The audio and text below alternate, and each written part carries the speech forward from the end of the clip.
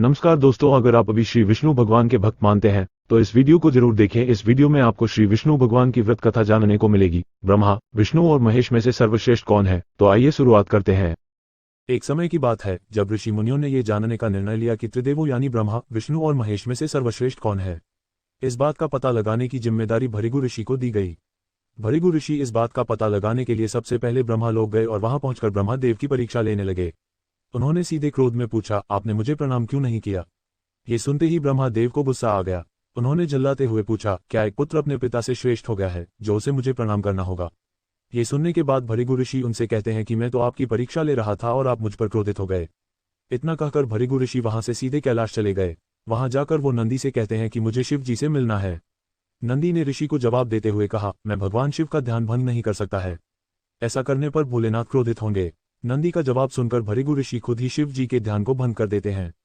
शिव जी का ध्यान भंग होने पर वो भी गुस्सा करते हुए भृगु ऋषि को भस्म करने की बात कहते हैं। तभी माता पार्वती उन्हें रोकती हैं और ऋषि मुनि को क्षमा करने की प्रार्थना करती हैं। शिव जी के गुस्से को देखने के बाद भृगु ऋषि कैलाश से सीधे बैकुंठ चले जाते हैं। वहां वो देखते हैं कि भगवान विष्णु आराम कर रहे हैं और माता लक्ष्मी उनके पैर दबा रही होती हैं। उसी वक्त भृगु ऋषि सीधे विष्णु भगवान की छाती पर पैर से प्रहार कर देते हैं।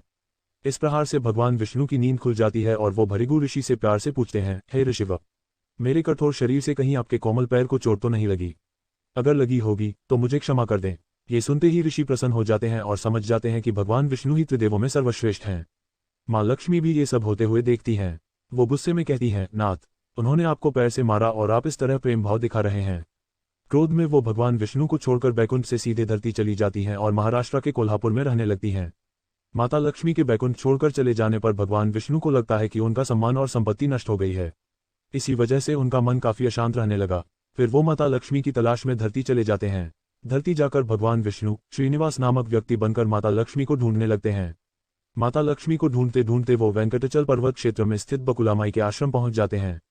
वहां बकुलामाई ने उनका आदरपूर्वक स्वागत किया और उन्हें आश्रम में ही रहने के लिए कहा। उस आश्रम में भगवान आराम से श्रीनिवास बनकर रहने लगे। कुछ दिन बाद वहां एक हाथी आ जाता है जो सबको परेशान करता है। ये देख श्रीनिवास धनुष बाण लेकर हाथी की ओर दौड़ते हैं। उन्हें आता देख हाथी डरकर घने जंगल में भाग जाता है। श्रीनिवास उस हाथी का पीछा करता हुए थककर एक सरोवर के पास पेड़ की छाया में आराम करने लगते हैं और कुछ ही देर में उन्हें नींद आ जाती है। नींद में वो कुछ युवतियों का शोर सुनते हैं जिससे उनकी नींद टूटती है। आंखें खोलते ही वो खुद को 5-6 युवतियों से घिरा पाते हैं। युवतियां श्रीनिवास को डांटते हुए बोलती हैं कि यह राजकुमारी पद्मावती का उपवन है और इस क्षेत्र में पुरुषों का आना एकदम मना है। यहाँ तुम कैसे और किस लिए आए हो? श्रीनिवास जवाब दे ही रहे थे कि तभी उनकी नजर वृक्ष के पीछे से झांकती राजकुमारी पद्मावती पर पड़ी। वो उसे देखते ही रह गए। कुछ देर में वो युवतियों को बताते हैं कि मैं एक हाथी का पीछा करते हुए यहाँ पहुंचा हूँ। मुझे बिल्कुल भी पता नहीं था कि यहाँ पुरुषों का आना मना है। मुझे क्षमा कर दें। इतना कहकर वो बकुलामाई के आश्रम लौट जाते हैं। आश्रम लौटने के बाद श्रीनिवास का किसी भी काम में मन नहीं लगा। तब एक दिन बकुलामाई उनसे उनकी उदासी की वजह पूछती हैं।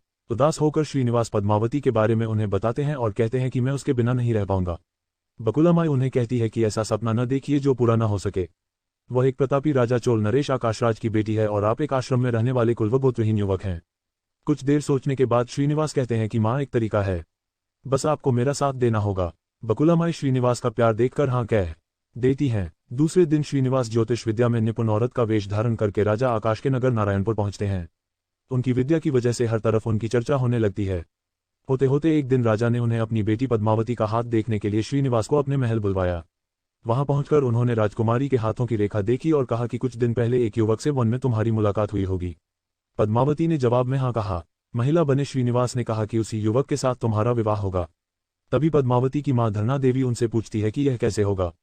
तब ज्योतिष औरत कहती है कि यह इसके भाग्य में लिखा है और ग्रह ये कहते हैं कि एक औरत उसके लिए आपकी बेटी का रिश्ता मांगने आएगी।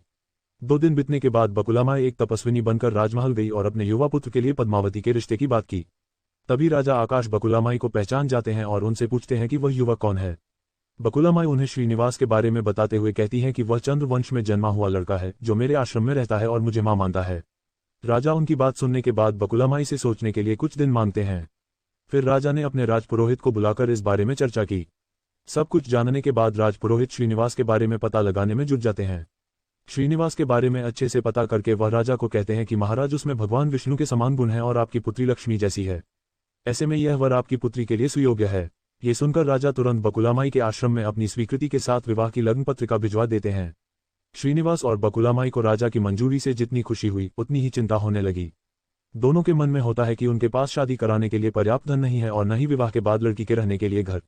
तब बकुलामाई श्रीनिवास को लेकर वराह स्वामी के पास जाकर उन्हें श्रीनिवास के शादी में खर्च के लिए धन की कमी की समस्या के बारे में बताती हैं।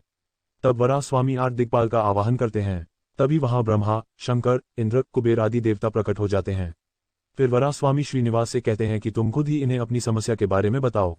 श्रीनिवास देवताओं से पूछते हैं कि मैं चोल नरेश राजा आकाश की पुत्री पद्मावती से शादी करना चाहता हूं, पर मेरे पास शादी के लिए धन नहीं है। मुझे क्या करना चाहिए? इंद्रदेव ये सब सुनकर कुबेर से कहते हैं कि तुम शादी के लिए इन्हें ऋण दे दो।